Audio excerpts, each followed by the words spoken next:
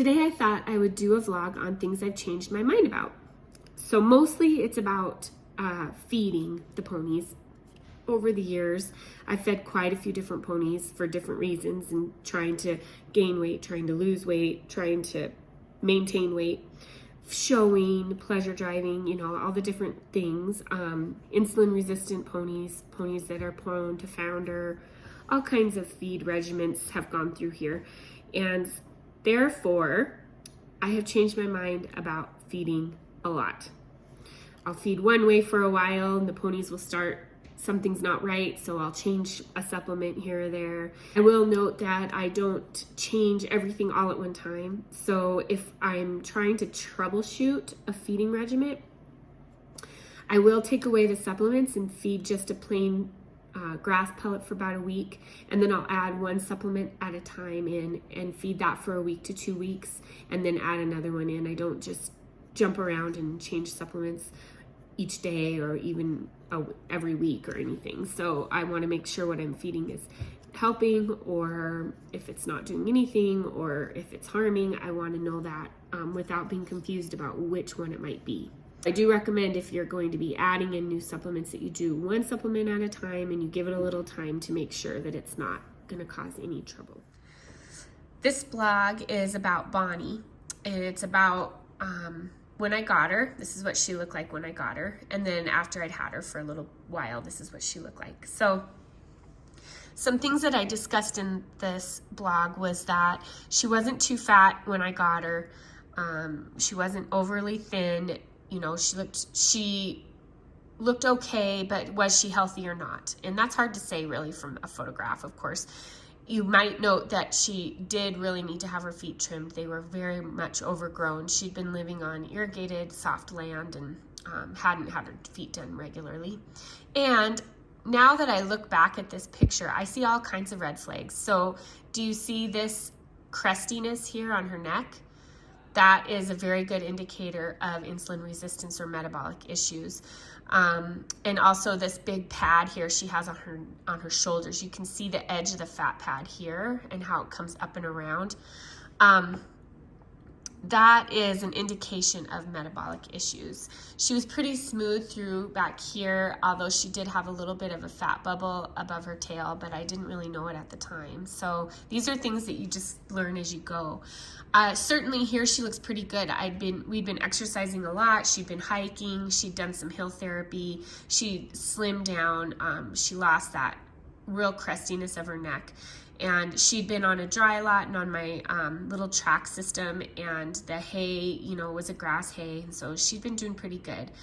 And I do think she looks really good in this picture, really smooth, but she is still a little bit heavy. It would be nice if you could see a slight bit of ribs there. One of the biggest things that I changed my opinion on is fat ponies versus skinny ponies.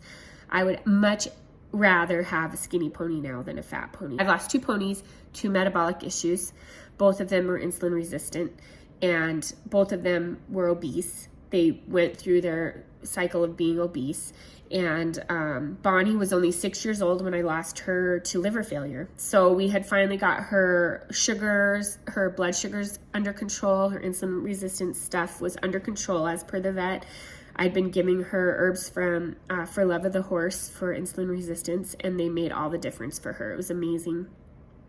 But she was getting weaker and weaker, and she would stumble around, and if one of the other ponies brushed up against her, sometimes she would fall down. And I noted when I would be out there, if she was stumbling around, she'd come lean on me, and she just seemed very wobbly. And so I had blood tests done, and she was in full-on liver failure mode. So the vet suspected it was because she had been fighting founder for almost 3 years by then. Just pretty severe founder and laminitis almost constantly. Hers was brought on more by weather patterns and by food. So if the weather would drastically go up or down or even 10 degrees, then she would become laminitic and sore. And the vet just felt like it was too much for her body. So I had to put her down. It wasn't reversible. Then probably 2 years after that, I took Zorro and Skyen to have blood levels done for basics so that we could start at like a healthy platform. And then if they had any changes beyond that, then we would be able to track that.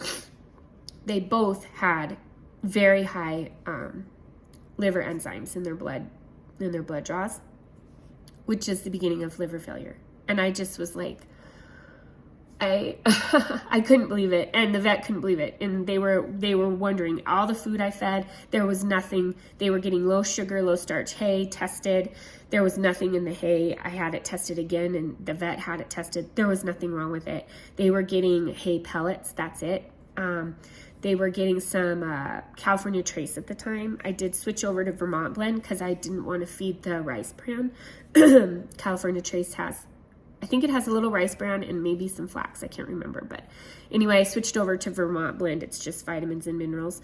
But I did this after I worked with the vet. But anyway, it was horrifying. And it was, so they sent the bloods, they did another draw, and they sent it off to a university, an equine university, to have the vet there take a look at it.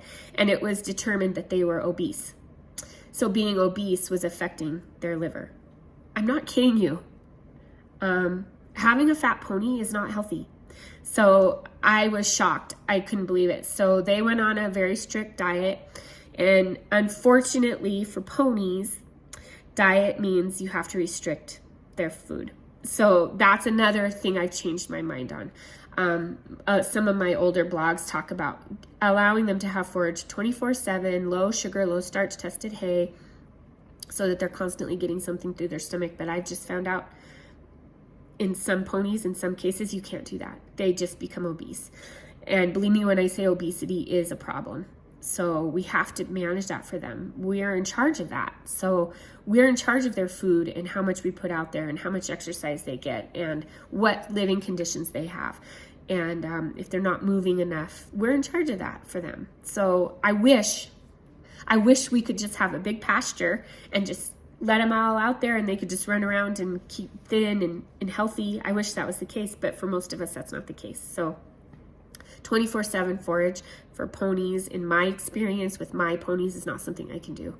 I'm really happy for those of you that can do that, and I think that's awesome. That's ideal, but I can't do that. So Zorro he plumps up. He can put on 10 pounds in a day. So I have to manage him extremely carefully. He gets everything very carefully weighed.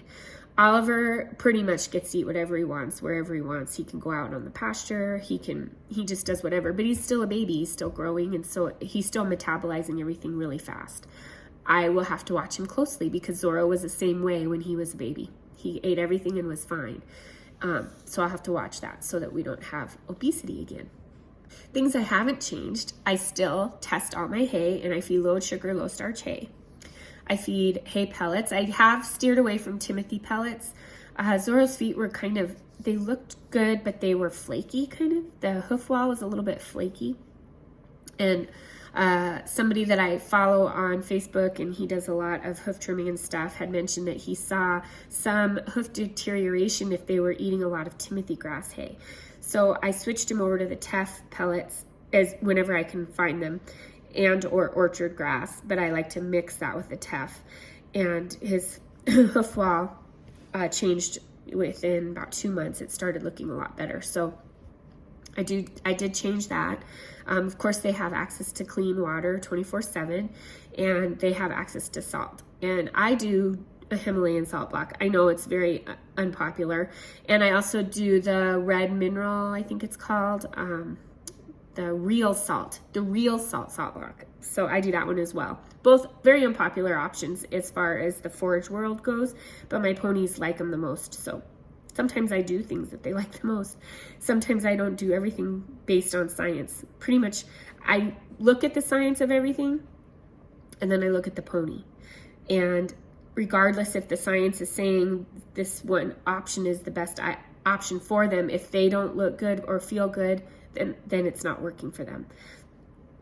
We have to keep in mind that they're all individuals and they all need their own setup, their own supplements, their own system. And we can't cookie cutter these guys. It's the same with hoof trimming. You can't trim a hoof to measurements and have every horse be sound on that trim. It just doesn't work that way. They all have different leg shapes. Their hooves are shaped a little bit differently.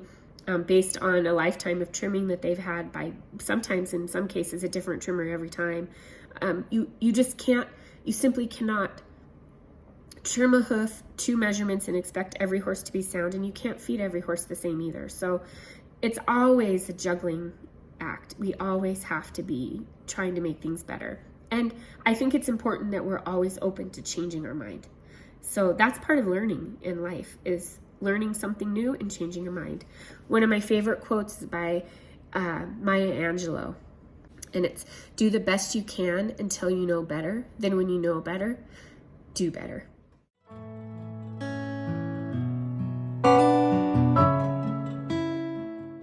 It's pretty simple.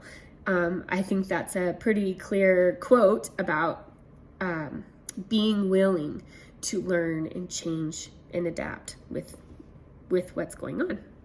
So I think we all need to be really willing to do that. And our ponies are great teachers. They're always doing something crazy. Feels like sometimes they're always trying to die, and we're just trying to keep them alive.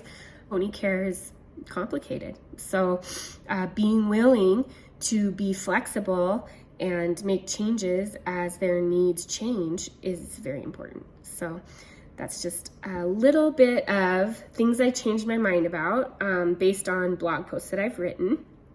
So this one ended up being all about nutrition, and I'll do another vlog about things I've changed my mind about harness. So that will be coming up. Thank you so much for watching.